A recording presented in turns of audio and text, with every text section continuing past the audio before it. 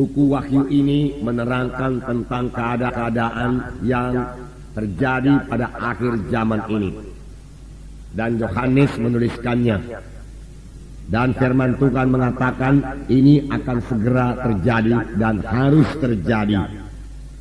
Tuhan sendiri memerintahkannya kepada Yohanes. Pada waktu itu Yohanes lagi dibuang di Pulau Patmos. Dan Yesus datang kepadanya dan mengatakan kepada Yohanes bahwa dia harus menuliskan apa yang dia lihat dan dia dengar. Lalu jadilah buku Wahyu ini, saudaraku. Surat ini, saudaraku, ditujukan kepada malaikat ketujuh sidang jemaat yang ada di Asia.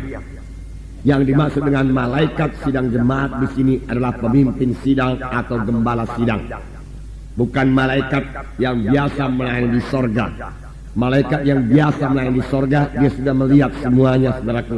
Dia mengetahui, saudaraku, segala keadaan yang terjadi di sorga. Tetapi yang dikatakan dengan malaikat di sini, yaitu pemimpin jemaat atau gembala sidang dari ketujuh sidang jemaat yang ada di Asia pada waktu itu. Tetapi saya yakin surat ini juga berlaku bagi sidang-sidang jemaat pada akhir zaman ini, saudaraku.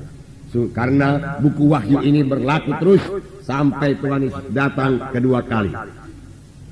Nah, tiap-tiap gereja lokal, saudaraku, dipimpin oleh seorang hamba Tuhan, dipimpin oleh seorang gembala sidang yang bertanggung jawab kepada Tuhan. Jadi Tuhan bicara kepada gembala sidang itu.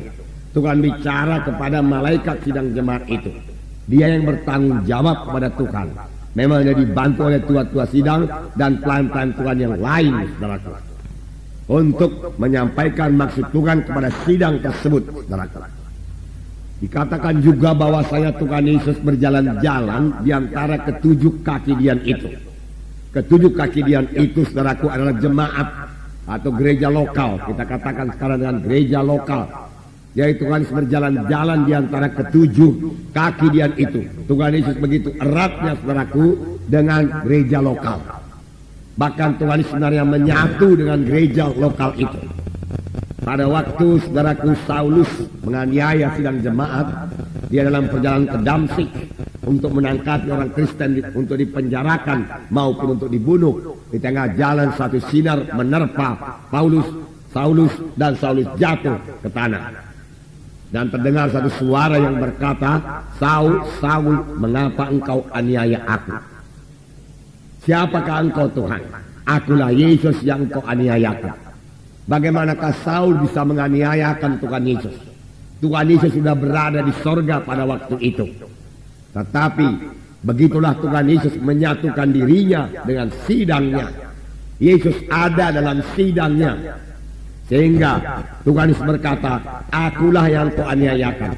Memang yang kau tangkap adalah anak-anakku, yang kau penjarakan, yang kau bunuh adalah orang-orang Kristen. Tetapi sebenarnya perbuatanmu itu adalah perbuatanmu kepadaku. Aku yang engkau aniaya." Sampai sekarang pun demikian juga. Kristus begitu menyatu dengan sidangnya. Itu sebabnya sidangnya berkuasa. Itu sebabnya, saudaraku, pada waktu kita mengabarkan Injil, jiwa-jiwa, saudaraku, menerima keselamatan, bahkan menerima kesembuhannya. Mengapa? Karena Tuhan Yesus ada di tengah-tengah kita. Tuhan Yesus yang menyambut jiwa-jiwa itu. Sebenarnya lebih jauh lagi, Tuhan Yesus yang membawa jiwa-jiwa itu. Saya yakin tidak ada orang yang kebetulan hadir dalam kebaktian-kebaktian Natal kita belakangan ini yang datang dengan kebetulan. Roh Kudus memimpinkan mereka datang karena Tuhan menghendaki mereka mendengarkan Injil.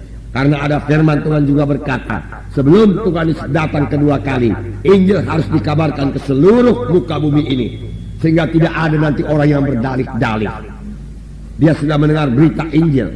Sekarang terserah kepada mereka untuk menerima atau menolaknya. Tuhan tidak akan pernah memaksa mereka. Saudaraku, mengapa Tuhan membangunkan gereja lokal ini? Dan dalam buku Matius dikatakan, pintu alam maut sekalipun tidak bisa mengalahkannya. Jadi gereja lokal ini, gereja Tuhan ini akan hadir sampai Tuhan datang kedua kali. Bahkan gereja lokal inilah, gereja yang hidup inilah yang akan menjadi pengantin bagi Kristus, saudaraku. Yaitu saudara dan saya yang sudah selamat, yang sudah lahir baru, yang dibentuk terus sampai seperti Yesus. Dalam pembacaan Alkitab kita beberapa waktu yang lalu, dalam 1 Yohanes pasal 2 ayat 6 dikatakan, barang siapa yang ada di dalam Yesus, dia harus hidup sama seperti Yesus hidup. Memang ayat ini sebagai satu tantangan kepada kita. Kalau kita memakai pikiran manusiawi kita, rasanya tidak mungkin kita hidup sama seperti Yesus hidup. Bagaimana mungkin kita ini manusia biasa hidup sama seperti Yesus hidup? Tetapi firman Tuhan tetap ya dan amin. Standar Tuhan tidak pernah turun. Tuhan minta kita hidup sama seperti Yesus hidup. Berarti kita bisa hidup sama seperti Yesus hidup. Mengapa, saudaraku?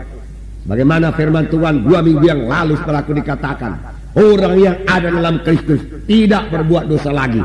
Mengapa? Karena benih Allah tinggal dalam dia. Kita sudah lahir daripada Allah. Ada kehidupan Tuhan memasuki kehidupan kita. Dengan kehidupan daripada Tuhan itulah kita mengalahkan dosa. Sehingga dosa, maka setan tidak berkuasa atas hidup kita.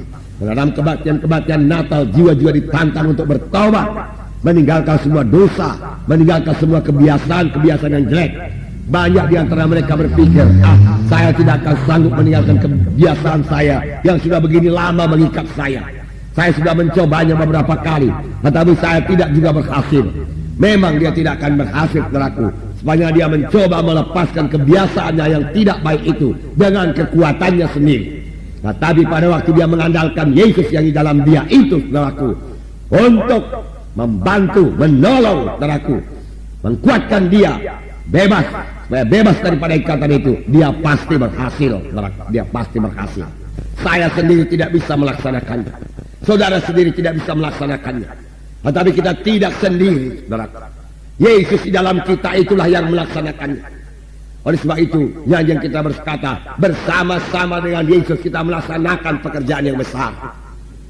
Tuhan Yesus juga berkata kepada kita, pekerjaan-pekerjaan yang aku kerjakan akan kamu kerjakan. Bahkan pekerjaan-pekerjaan yang lebih besar daripada ini akan kamu kerjakan karena aku pergi kepada Bapa. Yesus sudah di sorga sekarang, tetapi di dunia ini masih ada anggota tubuhnya yang akan mengerjakan pekerjaan Yesus. Saudara mengetahui pada waktu Tuhan Yesus berada di bumi ini, dia memakai tubuhnya berjalan ke sana kemari untuk memberitakan Injil. Dia mengulurkan tangannya menyembuhkan orang sakit. Dia memakai mulutnya mengabarkan Injil. Dia berkata, hai anakku, dosamu sudah diampuni. Memang 2 perkara baru dilakukan Tuhan Yesus yang paling banyak dilakukan Tuhan selama dia di dunia ini, yaitu dia berkata kepada jiwa-jiwa, hai anakku, dosamu sudah diampuni. Kemudian Tuhan Yesus berkata, hai anakku, sembuhlah engkau daripada penyakitmu itu. 2 perkara ini senantiasa dilakukan Tuhan. Pada waktu Tuhan Yesus berada di bumi ini, dia berjalan dengan kakinya dan dengan tangannya dia meletakkan tangan. Sekarang dia sudah ada di sorga. Bagaimana dia meletakkan tangan? Bagaimana, saudaraku, dia berkata lagi, hai anakku, dosamu sudah diampuni atau mengajar? Saudaraku, sekarang Tuhan memakai anggota tubuhnya, yaitu saudara dan saya, yang telah menggabungkan diri dalam satu gereja yang hidup, yang telah menyerahkan diri menjadi anggota satu gereja yang hidup. Bukan memakai sidangnya sekarang ini. Tuhan memakai anggota tubuhnya menyampaikan maksudnya yang kekal,